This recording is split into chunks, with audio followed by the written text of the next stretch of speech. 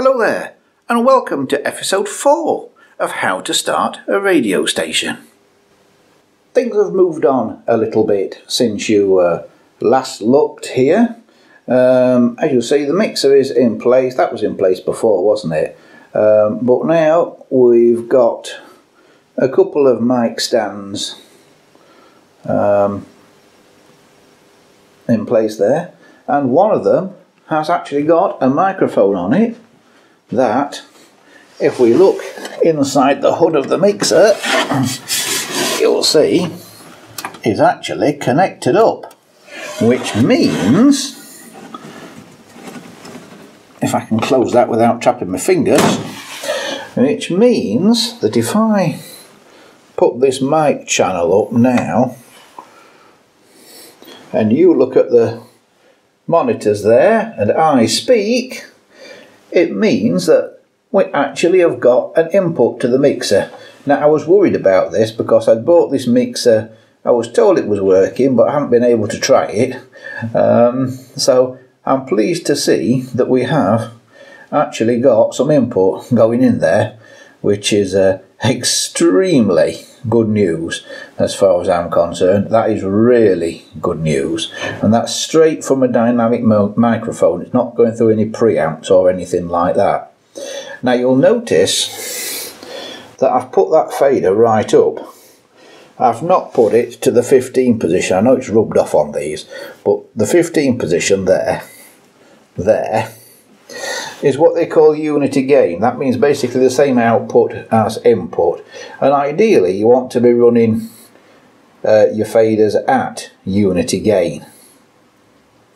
But because these are dynamic microphones that we're using, and because there's no preamp or anything involved with them as yet, we couldn't get enough oomph out of them to drive the meter high enough. So if I put it about 15, you see, and speak nicely into the meter like that, it doesn't really go as high as you might like it to go. So put it right to the top there, and it goes nicely up to about 5 or 6 on the meter there, without going over, when you're talking a reasonable distance from the microphone, and you're not shouting and you're not whispering. And another reason that we didn't want to use unity gain on here was we're not really, I don't think, using this mixer quite the way it was intended. It hasn't got a pre-fade listen button on it, but it has got these Q buttons which basically do a similar thing to pre-fade listen. But if that's unity gain there, right, and when I speak normally it's only coming, it's basically topping out around about 4, isn't it, on the scale there, so it's averaging about 4. Just sometimes if I shout a bit louder, just going over to maybe 5. But if I put that down, then press a Q for pre-fade listen and talk the same amount, you see, it's going right up. It's going to where it was when we had the fader right up there, like that. So to use that Q button as a kind of pre-fade to listen to how loud or soft your input is, basically it's taken from the top of the fader. So I think what we've got to do is use this desk with the fader set there, and then if things are a little bit loud, bring it down a bit. You'll notice there's no gain control on this desk. Where you might expect to find a gain control, there isn't anything. What there is, if I open it up again, under here for mic A and mic B are 2 little things you set with a tiny screwdriver, and they are basically gain controls for each of the mic inputs. So I've had to turn them pretty much right up, again because we're using dynamic microphones. Also, because we've got 2 mic inputs, mic A and mic B, remember those jumpers that I was telling you about on the underside of these panels that we had to set right to say whether the microphone was in the control room or in the studio. Well, this panel I think is designed to be in a control room separate to a studio, so I'd set those jumpers, these little things on this diagram here if you remember, I'd set those jumpers wrong. So I've just altered the jumpers, so mic A is now set to being in the studio, and you will see that the meters are going up nicely there. But if I now switch that to mic B, you see the meters don't move because that's an input under the hood here that's not got anything connected to it.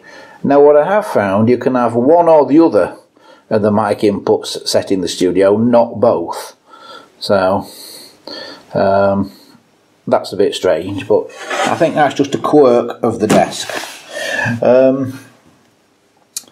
So that is about it. But also what's happening now correctly, if I set that back to mic A again as it should be, on this side here you will see, if you look at that studio monitor,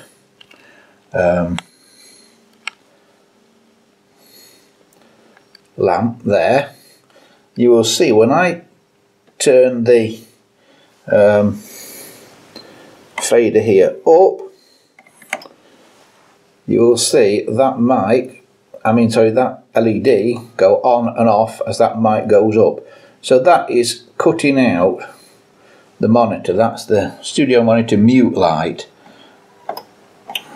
So that is cutting out any sound to the studio monitor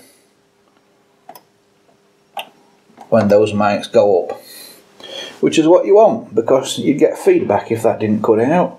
So that is looking pretty darn good, I would say, so far. So that is the Soundcraft desk. It's taken me all afternoon this afternoon messing with it to get those settings right of those little jumpers and that, because although I've got the manual here, it's not actually very clear. Now, when we're talking about how far away from the microphone you need to be when talking, I was always told if you do that with your hand and put your little finger on the microphone and your thumb just touching your mouth, that is about the right distance to be from the mic. You see a lot of club DJs and that have the mic right up here and that, and you'll get distortion and all kinds of things if you do that. Similarly, you'll sound miles away if you go miles and miles away from the microphone. So do that, just do that with your hand like that, and then all you've got to do is put your little finger or your thumb even on the microphone, other one little finger or thumb to your mouth, and that's about the right distance to be away from the microphone. Good tip for all you aspiring DJs out there.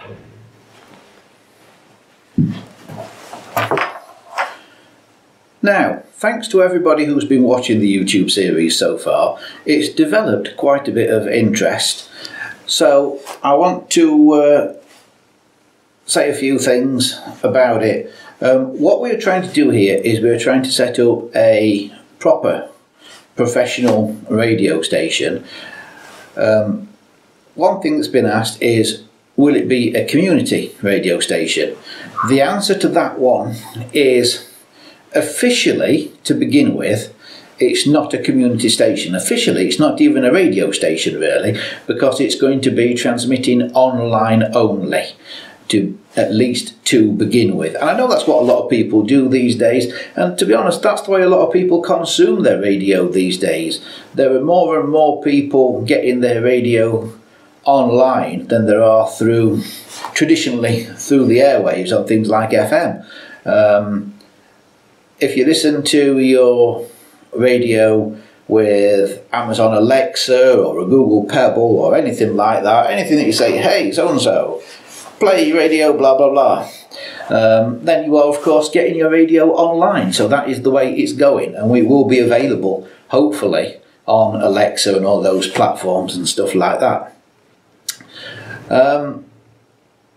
So, although we are not officially a community radio station, that is what we're going to try to be, and we are going to work with the ethics of a community station, in that we're going to have volunteers in making shows, and that we're going to train people who want to learn how to get into radio and all that kind of stuff. So we're going to work like a community station, although we're not officially one. When we hopefully are established, and maybe if we apply for an FM license, then we would have to officially become a community station, because to be a commercial station on FM just costs many, many, many thousands of pounds. One specific question that I've had comes from Ribbit Me Foot on YouTube, who says, are there any local licence issues to be approved and overcome? There aren't any local licensing issues to be overcome, but there are some national ones. I mean, if you're talking globally, I suppose national is local to this part of the globe, but to the UK, which is where we are, there is licensing. You have to get licenses, basically, because we're going to be playing copyrighted material in the form of songs and that. So there are two bodies that we have to get a license from. One is PRS and the other is PPL.